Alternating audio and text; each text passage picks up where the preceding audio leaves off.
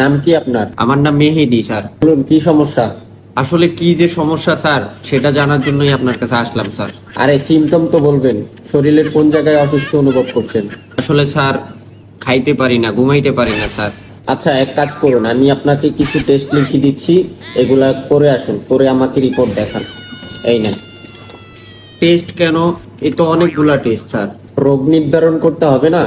এতগুলা টেস্ট কত টাকা আসবে স্যার? নিচে গিয়ে রিসিপশনে যাবেন, তাদেরকে জিজ্ঞেস করলে বলে দিবে। আচ্ছা ঠিক আছে স্যার, আমি যাই তাই। ডাক্তার, আরে আপনি টেস্টের রিপোর্ট পেয়ে গেছেন? টেস্ট তো এখনো করাইতে পারলাম না স্যার।